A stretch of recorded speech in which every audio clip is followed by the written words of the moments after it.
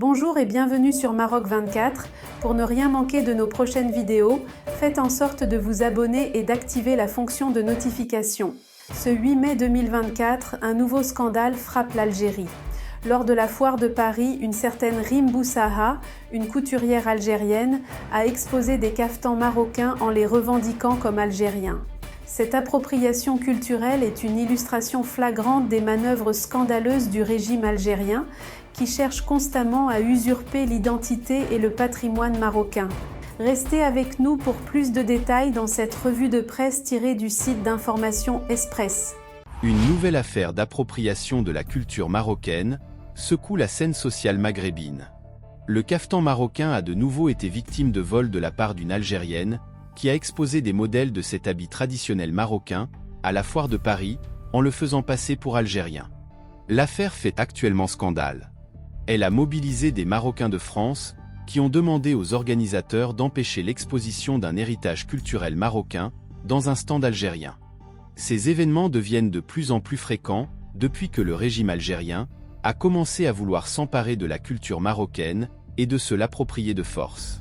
Avant l'élection d'Abdelmadjid Tebboune à la présidence algérienne, jamais de tension au sujet de la culture n'avait séparé les deux pays, mis à part le couscous qui a été reconnu par l'UNESCO comme un patrimoine maghrébin. Seulement, avec l'élection du président algérien, la politique étrangère de l'Algérie s'est dirigée vers la rupture avec le Maroc et la provocation à travers l'appropriation culturelle qui s'est manifestée sur de nombreux sujets, dont le caftan, le tagine, les épices, les gâteaux, le zélige, etc.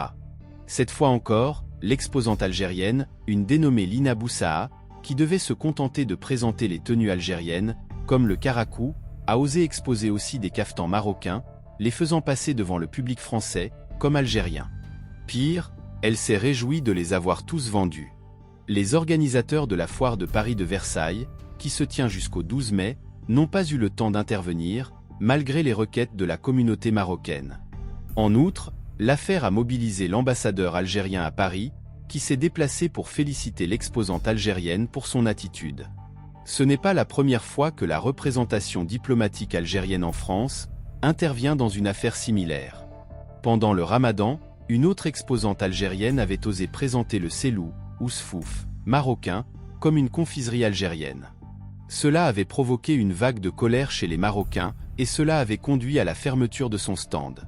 Le diplomate algérien avait alors invité l'exposante à l'ambassade d'Algérie à Paris, et l'avait félicité d'avoir provoqué cette énième crise avec le Maroc, étant donné que la nouvelle direction de la politique étrangère algérienne est la provocation du royaume, coûte que coûte.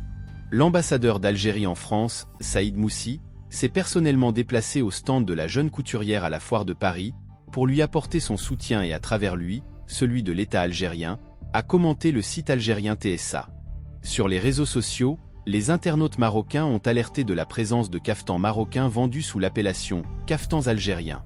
De leur côté, les internautes algériens ont rapidement fait l'éloge du comportement de l'exposante et se sont félicités de l'intervention de l'ambassadeur.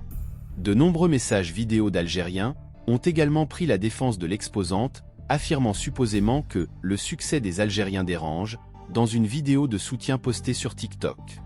De même d'autres vidéos d'Algériens ont appelé à être nombreux à s'opposer aux Marocains, en soulignant que les Algériens sont plus nombreux en France. Pour rester informé, je vous invite à regarder les vidéos Maroc 24 qui s'affichent sur votre écran.